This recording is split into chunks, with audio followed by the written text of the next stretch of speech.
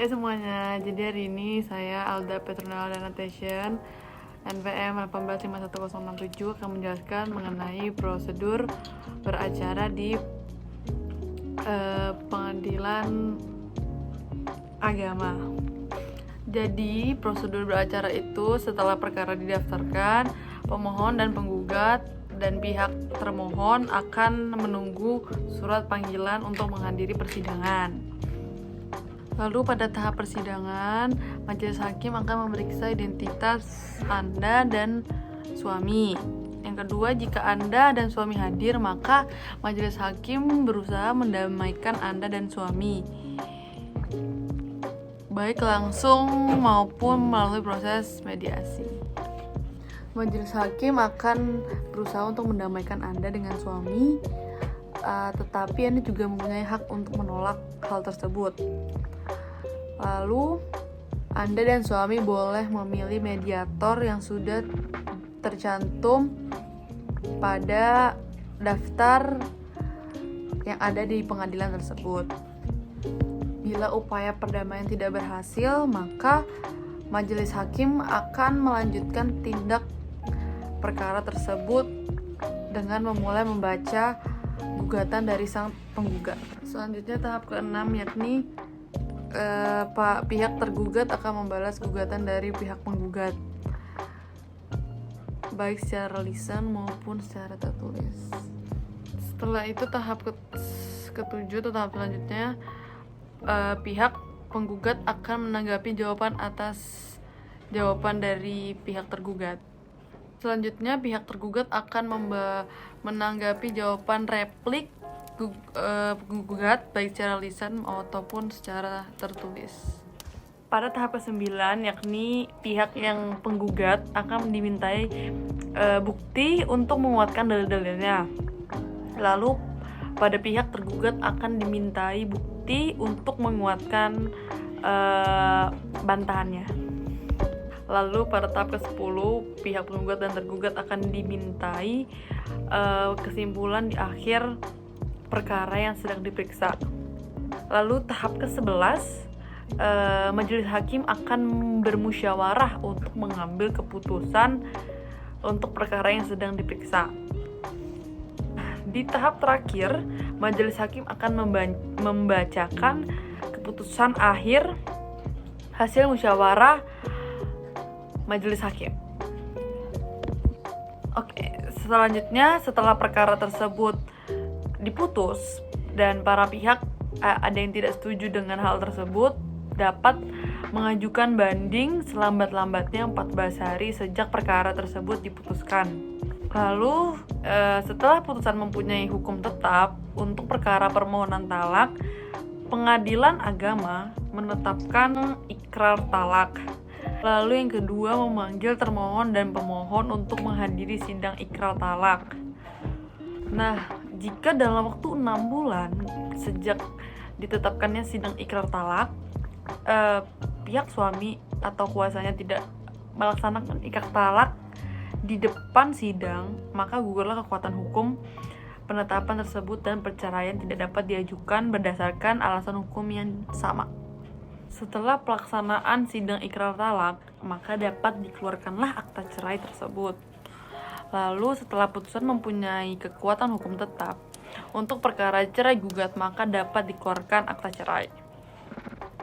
Lalu pada prosedur pendaftaran, yang pertama, para pihak perkara datang ke pengadilan agama dengan membawa surat gugatan atau permohonan. Lalu yang kedua, pihak berperkara menghadap petugas meja pertama dan menyerahkan surat gugatan atau permohonan minimal 2 lengkap. Untuk surat gugatan ditambah sejumlah tergugat. Lalu petugas meja pertama akan memberikan penjelasan yang dianggap perlu berkenaan dengan perkara yang diajukan dan biaya pendaftaran perkara yang kemudian ditulis dalam SKUM, yakni surat kuasa untuk membayar. Besarnya panjar biaya tersebut diperkirakan harus telah mencukupi untuk melaksanakan perkara tersebut berdasarkan pada pasal 182 ayat 1 HIR atau pasal 90 Undang-Undang Republik Indonesia nomor 3 tahun 2006 tentang perubahan atas Undang-Undang nomor 7 tahun 1989 tentang peradilan agama. Terus yang keempat, petugas meja pertama menyerahkan kembali surat gugatan atau permohonan kepada pihak berperkara disertai dengan SKUM dalam rangkap 3. Pihak perkara menyerahkan kepada pemegang kas surat gugatan atau permohonan tersebut dan SKUM. Dan yang keenam, pemegang kas menandatangani surat kuasa untuk membayar tersebut dan membubuhkan nomor urut perkara dan tanggal penerimaan perkara dalam surat kuasa untuk membayar tersebut dan dalam surat gugatan dan permohonan. Lalu yang ketujuh, pemegang kas menyerahkan asli surat kuasa untuk membayar kepada pihak berperkara sebagai dasar penyetoran panjar biaya perkara ke bank. Lalu yang kedelapan, pihak berperkara datang ke loket layanan bank dan mengisi slip penyetoran panjar biaya perkara tersebut dan pengisian data dalam slip bank tersebut sesuai dengan SKUM. Seperti nomor urut, besar biaya panjarnya, kemudian pihak berperkara menyerahkan slip tersebut yang telah diisi dan menyetorkan uang sebesar yang tertera dalam slip bank tersebut. Lalu yang ke-9, setelah pihak berperkara menerima slip bank tersebut telah divalidasi dari petugas layanan bank, pihak berperkara menunjukkan slip bank tersebut dan menyerahkan SKUM-nya kepada pemegang kas. Yang ke-10, pemegang kas setelah meneliti slip bank kemudian menyerahkan kembali kepada pihak berperkara. Pemegang kas kemudian memberikan tanda lunas terhadap surat kuasa untuk membayar tersebut dan menyerahkan kembali kepada pihak yang berperkara.